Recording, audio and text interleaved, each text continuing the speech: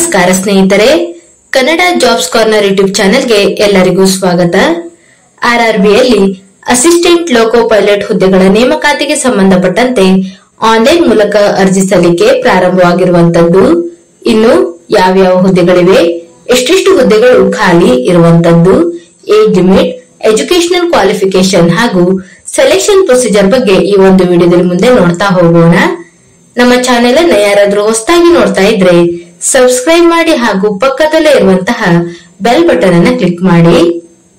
ಆರ್ಆರ್ಬಿಯಲ್ಲಿ assistant ಲೋಕೋ pilot ಹುದ್ದೆಗಳ ಒಂದು ನೇಮಕಾತಿಗೆ ಸಂಬಂಧಪಟ್ಟಂತೆ ಈ ಹಿಂದೆ ಒಂದು ಶಾರ್ಟ್ ನೋಟಿಸ್ ಪ್ರಕಟಿಸಲಾಗಿತ್ತು. ಇದೀಗ ಹುದ್ದೆಗಳ ಒಂದು ನೇಮಕಾತಿಗೆ ಸಂಬಂಧಪಟ್ಟಂತೆ ಡೀಟೇಲ್ ಆದಂತಹ ನೋಟಿಫಿಕೇಶನ್ ಆರ್ಆರ್ಬಿಯಿಂದ ಬಿಡುಗಡೆಯಾಗಿರುವಂತದ್ದು.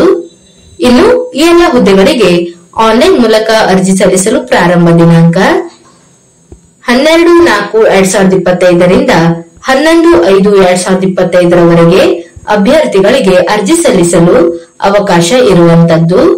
ಇನ್ನು ಅಪ್ಲಿಕೇಶನ್ ಫೀಸ್ ಅನ್ನ ಪೇಮೆಂಟ್ ಮಾಡಲು ಕೊನೆಯ ದಿನಾಂಕವನ್ನು ನೋಡೋದಾದ್ರೆ ಮೇ 13 ಅಪ್ಲಿಕೇಶನ್ ಫೀಸ್ ಅನ್ನ ಪೇಮೆಂಟ್ ಮಾಡಲು ಕೊನೆಯ ದಿನಾಂಕವಾಗಿರುತ್ತದೆ. ಮತ್ತು ಅಭ್ಯರ್ಥಿಗಳು ಅಪ್ಲಿಕೇಶನ್ ನಲ್ಲಿ ಏನಾದರೂ ತಪ್ಪಿದ್ದರೆ ಮಾಡಿಫಿಕೇಶನ್ ಮಾಡಲು ಸಹ ದಿನಾಂಕವನ್ನು ನೀಡಿರುವಂತದ್ದು. ಮೇ 14 ರಿಂದ ಮೇ 23 ರವರೆಗೆ ಅಭ್ಯರ್ಥಿಗಳಿಗೆ ಮಾಡಿಫಿಕೇಶನ್ ಮಾಡಿಕೊಳ್ಳಲು ಅವಕಾಶ ಇರುವಂತದ್ದು.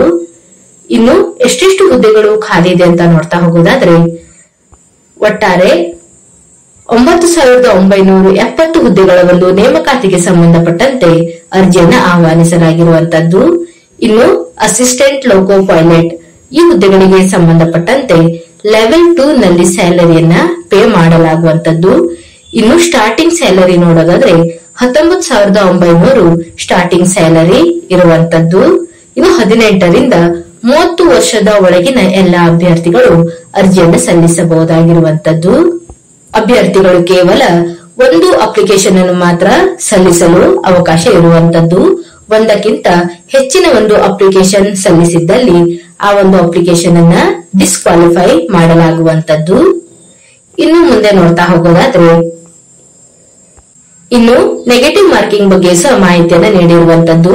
ಪ್ರತಿಯೊಂದು ತಪ್ಪಾದ ಉತ್ತರಕ್ಕೂ 1/3 ಅಂಕವನ್ನ ಕಳೆಯಲಾಗುವಂತದ್ದು. ಇನ್ನು ಸಿಬಿಟಿ 1 ಮತ್ತು ಸಿಬಿಟಿ 2 ನಲ್ಲಿ ಮಾತ್ರ ನೆಗೆಟಿವ್ ಮಾರ್ಕಿಂಗ್ ಇರುವಂತದ್ದು. ಸಿಬಿಎಟಿ ಅಂದರೆ ಕಂಪ್ಯೂಟರ್ ಬೇಸ್ಡ್ ಆಪ್ಟಿಟ್ಯೂಡ್ ಟೆಸ್ಟ್ ನಲ್ಲಿ ಯಾವುದೇ ರೀತಿಯಾದಂತಹ ನೆಗೆಟಿವ್ ಮಾರ್ಕಿಂಗ್ ಇರುವುದಿಲ್ಲ. ಇನ್ನು ಮುಂದೆ ನೋಡೋದಾದ್ರೆ ಫ್ರೀ ಟ್ರೈನ್ ಟ್ರಾವೆಲ್ ಫೆಸಿಲಿಟಿ. ಇನ್ನು SC ST ಅಭ್ಯರ್ಥಿಗಳಿಗೆ ಫ್ರೀ ಟ್ರಾವೆಲ್ ಫೆಸಿಲಿಟಿ ಸಹ ಇರುವಂತದ್ದು. ಇದರ ಬಗ್ಗೆ ಸಹ ನೋಟಿಫಿಕೇಶನ್ ನಲ್ಲಿ ಒಂದು ಡೀಟೇಲ್ ಆದ ಮಾಹಿತಿಯನ್ನು ನೀಡಿರುವಂತದ್ದು. ಇನ್ನು ಮೆಡಿಕಲ್ ಫಿಟ್ನೆಸ್ ಬಗ್ಗೆ ಸಹ ಒಂದು ನೋಟಿಫಿಕೇಶನ್ ನಲ್ಲಿ ಡೀಟೇಲ್ ಆದಂತಹ ಮಾಹಿತಿಯನ್ನ ನೀಡಿರುವಂತದ್ದು.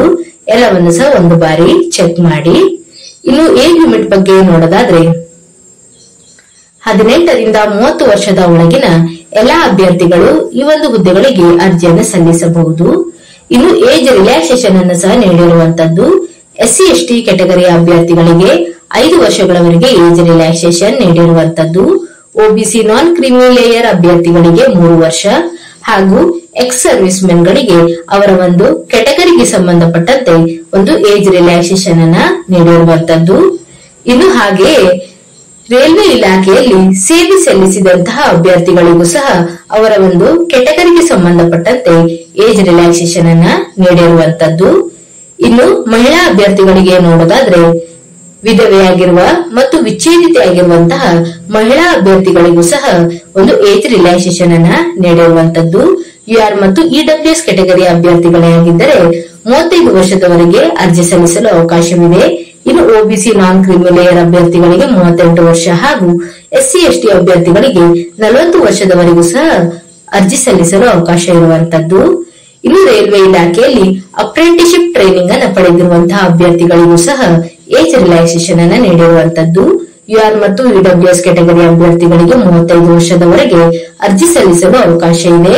ಇನ್ನು OBC ನಾನ್ ಕ್ರೀಮಿ ಲೇಯರ್ ಅಭ್ಯರ್ಥಿಗಳಿಗೆ 38 ವರ್ಷ ಮತ್ತು SC ST ಅಭ್ಯರ್ಥಿಗಳಿಗೆ 40 ವರ್ಷದವರೆಗೂ ಸಹ ಅರ್ಜಿ ಸಲ್ಲಿಸಲು ಅವಕಾಶ ಇರುವಂತದ್ದು.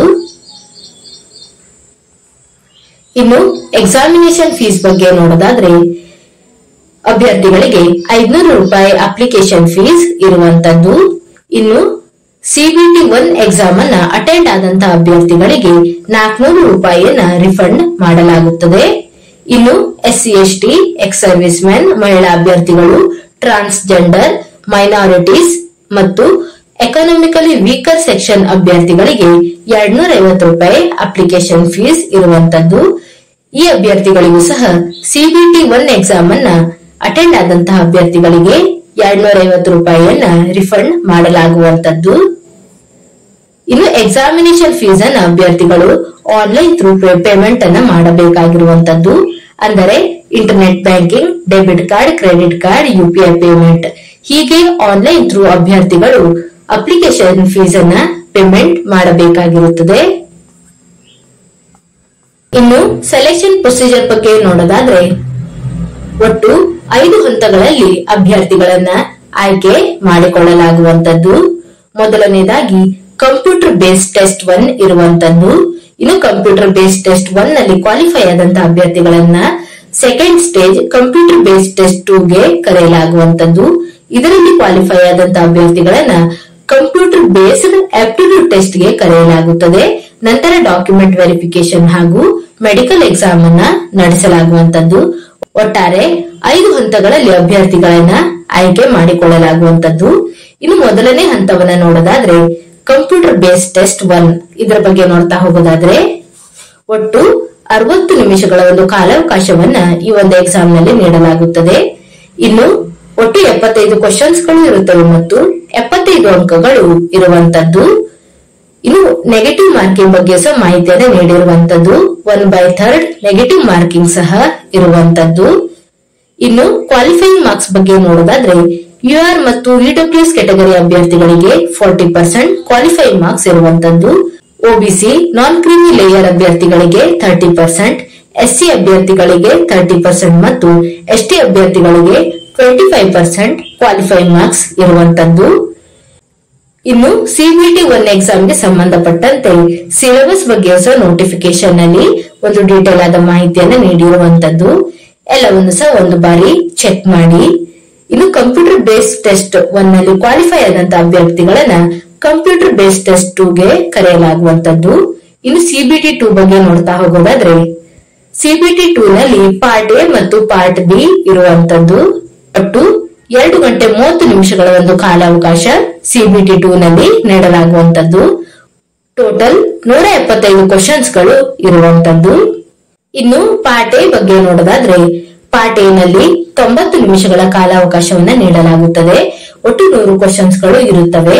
ಇನ್ನು ಪಾರ್ಟ್ ಬಿ ಯಲ್ಲಿ 60 ನಿಮಿಷಗಳ ಒಂದು ಕಾಲಾವಕಾಶವನ್ನ ನೀಡಲಾಗುವಂತದ್ದು ಮತ್ತು 75 ಕ್ವಶನ್ಸ್ ಗಳು ಇರುತ್ತವೆ.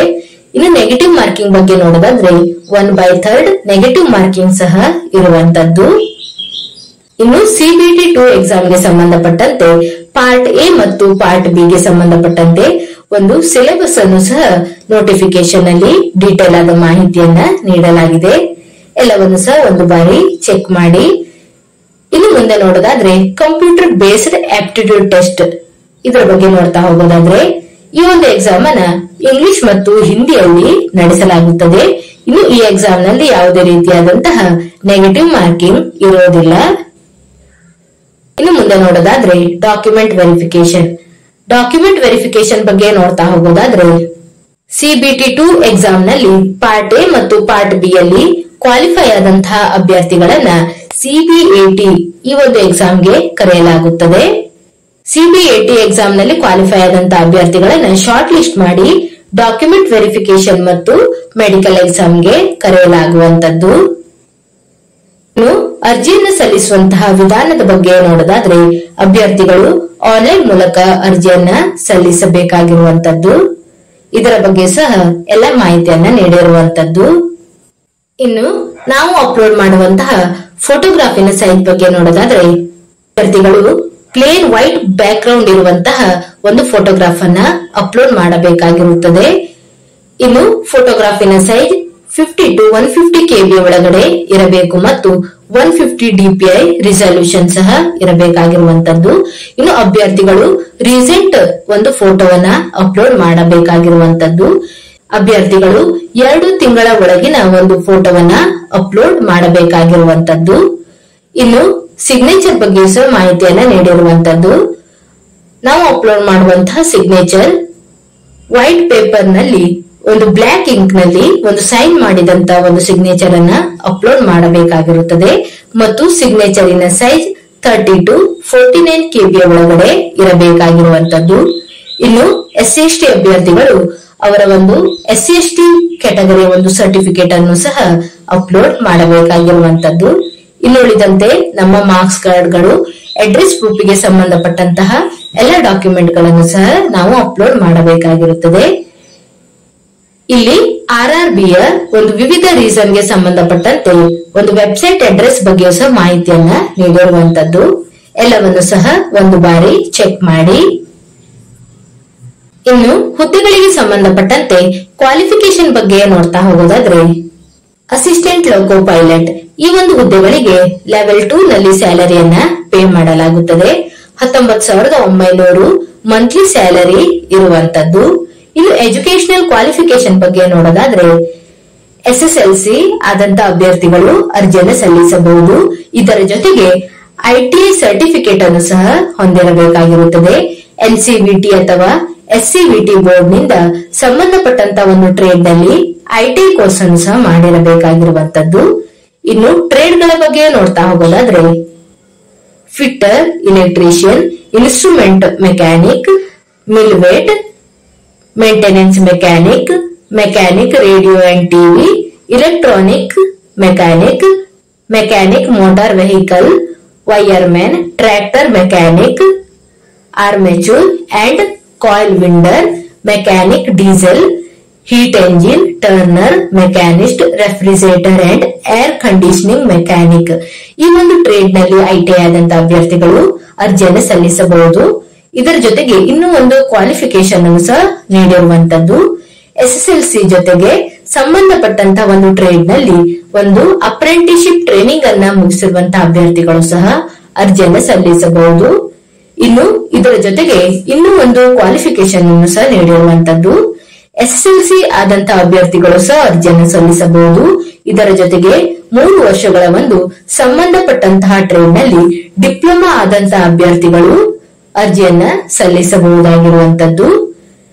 Diploma in mechanic or electrical or electronics or automobile engineering ನಲ್ಲಿ ಡಿಪ್ಲೊಮಾ ಆದಂತಹ ಅಭ್ಯರ್ಥಿಗಳು ಸಹ ಅರ್ಜಿಯನ್ನ ಸಲ್ಲಿಸಬಹುದಾಗಿರುತ್ತದೆ. ಇನ್ನು ಕ್ಯಾಟಗರಿ ವೈಸ್ ಯಾವ್ಯಾವ ಝೋನ್ಗಳಲ್ಲಿ ಎಷ್ಟೆಷ್ಟು ಹುದ್ದೆಗಳು ಖಾಲಿ ಇದೆ ಅನ್ನೋದರ ಬಗ್ಗೆ ಒಂದು ಡೀಟೇಲ್ ಆದ ಮಾಹಿತಿಯನ್ನ ಇಲ್ಲಿ ನೀಡಿರುವಂತದ್ದು. ಎಲ್ಲವನ್ನು ಸಹ ಒಂದು ಬಾರಿ ಚೆಕ್ ಮಾಡಿ.